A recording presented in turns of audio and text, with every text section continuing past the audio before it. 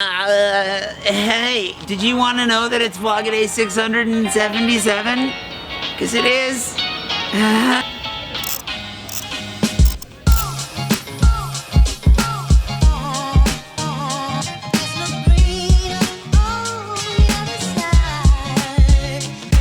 Morning, it's Friday, which means it's time for French Friday. And by Friday, I mean it's Thursday, you know what I mean. But today I'm gonna do my unofficial visa advice. Because everybody asks me how to come to France, what to do with their visas. I need you to just make a comprehensive video. If you've emailed me and you haven't watched this yet, watch it. And then, then you can ask me a question or two afterwards. But, here we go. This video is geared mostly towards Americans because if you're European, you don't need a visa. And if you're from the UK, God save you. I have no idea what to tell you. I'm sorry. It's also kind of geared more towards people who want to stay long term. And we'll break this into two categories: people who need to work and people who don't need to work. And the people who don't need to work side of things, it's really easy. You don't need to work either because you're stupid rich or you're a digital nomad. Good for you. All you really need is going to be a long stay tourist visa. You can get one of those for up to a year, as far as I know. Now, remember, I'm not a lawyer or like an immigration expert or anything like that. This is just my unofficial visa advice. However, you should be able to get a year-long visa pretty easily. You just have to demonstrate that you have money, that you have income, that you're square. Basically, that you're not going to become a drain on French society if you end up here and can't go home. The main goal really should be for anybody that's trying to come to France long term, whether or not you have to work, is to be here to make connections. You need to be here for like 6 months at least to start making friends, to figure things out, to really figure out how you're gonna make the city work for you. And so the best way to do that if you don't have to work, or at least if your income is coming from somewhere outside, like you're a digital nomad, like we said, is just get a tourist visa and be here for as long as you can be in one long stint. If you have your expenses covered well enough to do that, you'll make connections and it will make entry into the country far simpler. If you're 18 or over and you need to work, there are a handful of options. If you're under 18, I'm not talking to you because you're your parents' problem still. I mean, I love you, you're great, but you're still your parents' problem. If you're over 18 and you are looking to work, there are a lot of different options. They just kind of break down into what you qualify for. And at the base level, you could always au pair. If you need to go to school, you can apply for school and get a student visa. Or if you've got some school under your belt, like you're halfway through college or you've graduated with a BA, you could do an English teaching program like TAPEF. And then there's always your master's. And the master's leads to the entrepreneurial visas, and the entrepreneurial visas lead to glory. That might be a little bit overdramatic. Au pair visas. This is not going to work. I'm way too far away. Hold on. The au pair visa. You can come, you can live with the family, you can teach their kids English, and it's a 50-50 chance whether or not you're going to hate your life. I've only met like a few au pairs who don't have au pair nightmare stories. A lot of them get here and have to switch families to somebody else. It's possible, you can do it. And it's a great way just to get here and start getting your experience in, but recognize you really gotta like kids, and you're gonna have to deal with some weird interpersonal conflict, most likely. Student visas. Student visas are money for two reasons. One, you get an education. Two, you can work 20 hours a week. By far the best you can do. And the master's, we'll get to the master's portion. The master's portion is the best. I personally think is the best situation you can find yourself in if you can't get a professional visa. We'll get to the professional visas here too. I don't know if these guys over here are gonna be... I'm picking really bad spots for audio today. The reason that I say that a master's is actually probably one of the best ways to go is if you can get here and get your master's, you can again work 20 hours a week legally, and when you're done, they give you a year to find a job basically. And if you find a job, you have an opportunity to convert into a different visa, whether that's a working visa, like a full-time working visa, or you might also have the opportunity to get an entrepreneurial visa, which really, in my opinion, like they're among the better visas, is like the king of all visas.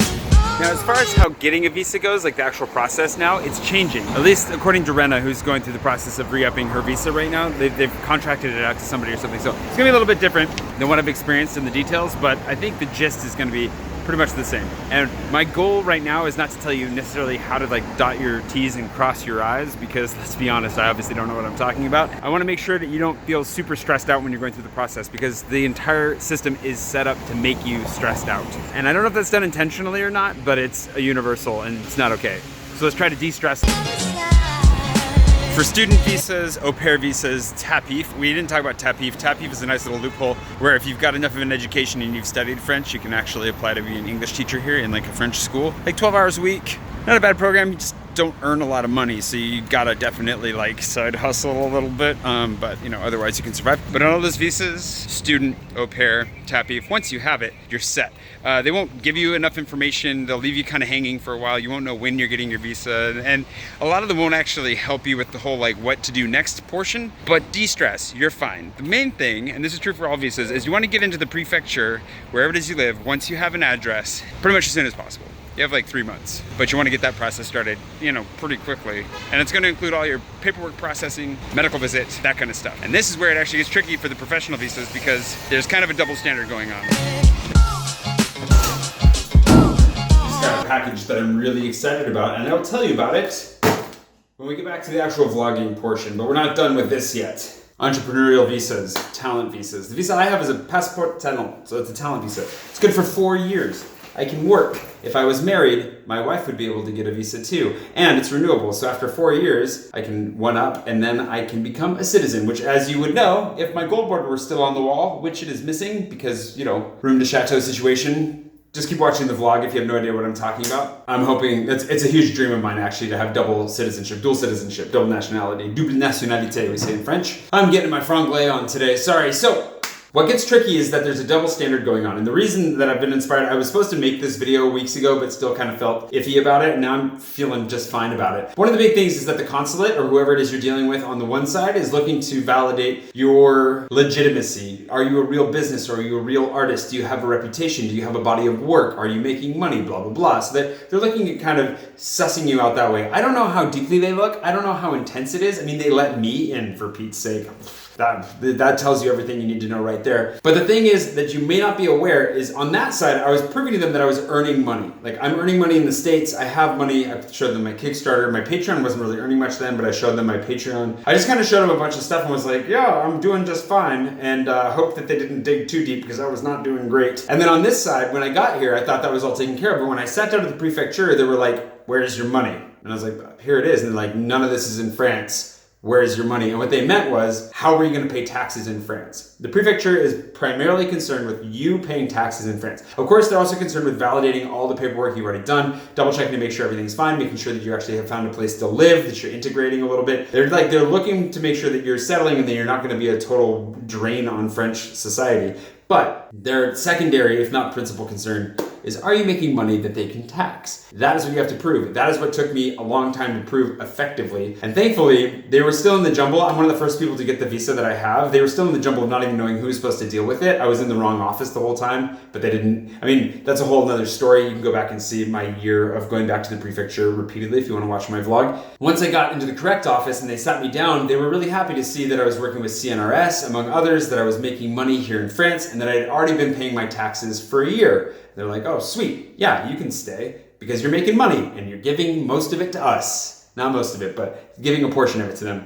Anywho, that's something that's really important to know that I wasn't fully aware of. So just put the best case you can together, whether you're an artist or a business, whatever. But as soon as you're here, as soon as you're in France, you need to get set up. If you're not already set up, like if you don't have a book deal here, you don't have a French publisher, you don't have a French business that's sponsoring you, if you're an actor and you don't have work here already, whatever it is, if you don't already have work here, you don't already have a business set up here, you're not being brought in under some sort of a deal that's through a French company, you need to hit the ground running. And when you get here, you need to figure out your living situation, your bank account, and you need to set up a business as quickly as you can, assuming that it's legal. I mean, if you're on the visa that I'm on, a passport talent, totally legal. You just go straight in, you have your temporary paperwork, you go straight into the office, look up Auto Entrepreneur on the web, I'll link to it below. You need to go in, you need to get set up, they have an interview, and once you have that paperwork set, it also gets you into the social security system. And now that you have your social security number, temporary, but you'll have a social security number, you have a business, then ideally, what you really want to do, you want to start earning some money and putting it into that business. You can show them your invoices, bills, whatever it is, to prove to them, look, I have income from France, I'm paying taxes already, let me stay.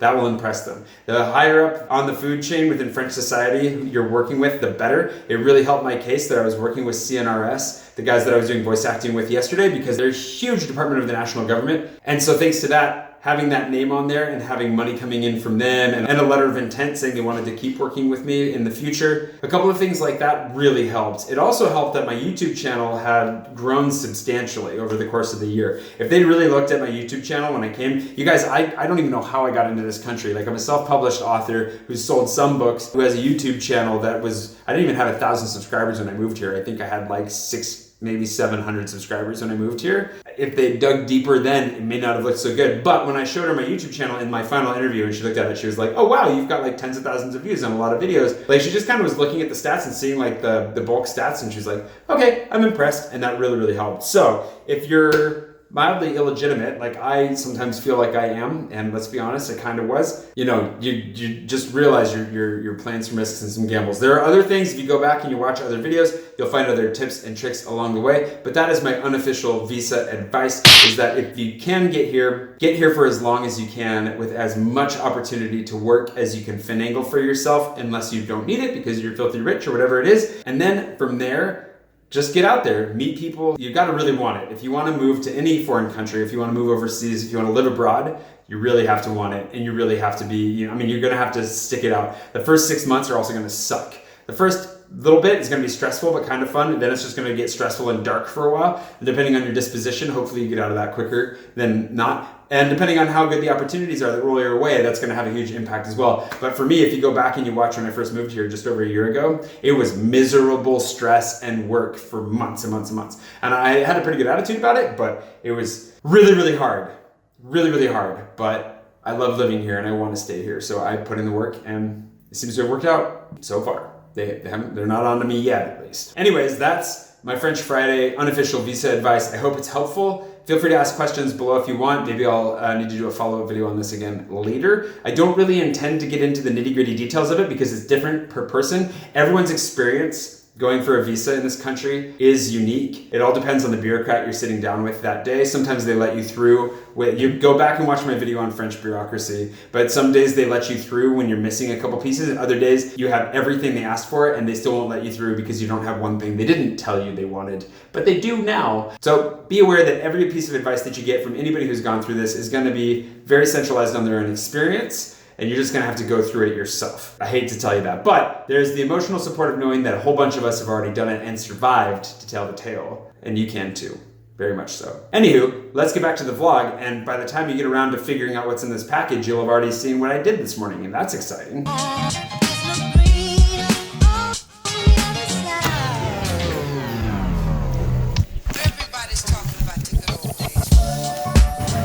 Yikes, that was kind of pricey. But I hope you tote that well, Grandma. Hope you like it. And thanks again to other Jane for sending that to Grandma Jane. Ruben, I gotta say this before Ruben sees this and gets excited. I can't afford to be a forwarding service to my grandma. So Ruben, don't try to send weird stuff to my grandma through me. Just saying that now. For those of you who don't know who Ruben is, you'll have to go back to like the 2 Weddings in 2 Days series and the road trip that followed. And Ruben's got a weird obsession with my grandmother, let's just be honest. Anyways, let's get to work.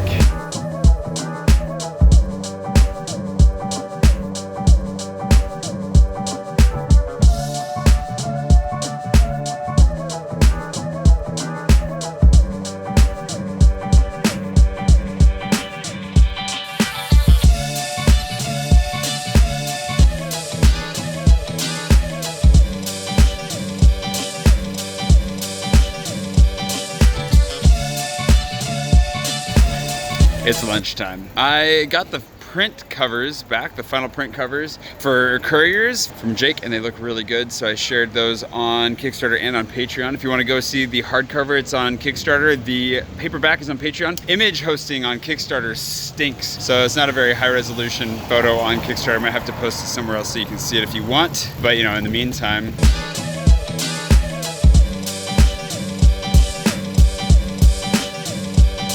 this is more stickers. Now these stickers are different. You haven't seen these ones yet, although you've seen part of them. I'll give you a hint. And the number one thing that I'm concerned about today, Gustav stickers. I wasn't gonna show this on the vlog yet, or tell you what I was gonna do with them, But you know what? That plan just went out the window, I guess. These are going to be for patrons. You can only get the heart face sticker if you go into the Peloton right now or do a bike tour with Bike About. That's kind of the referral thing that we've got going on. Full disclosure, I'm still kind of working with them. But on this side, this is for 6-month patrons. If you've been one of my patrons for over 6 months, keep an eye on your inbox. I'm going to be digging up all your names and sending these to you tout de suite. And for those of you who've been around for a year or longer, there's going to be something else coming for you in the mail as well. I think you'll actually figure out what that is before I get them. Well, you'll see. It's the next design that's coming out, and I'm really excited for that one too. I think you're really going to like it. It's gotten very positive reactions when I've shown people. Anyways, I hope you've enjoyed today's video. I've gotten a pretty full day's worth of work done today. Please do subscribe. I'll try to come up with some more French Fridays here soon. I have a whole backlog of them that I just haven't done because life has been crazy. I will see you bright and early tomorrow morning for a real Friday, which will be your Saturday, and that is the time vortex I always live in. I don't know why I got really like television voice personality. I did voiceover work yesterday. That's probably why. I might have to do an entire vlog in voiceover mode. Anyways, see you tomorrow.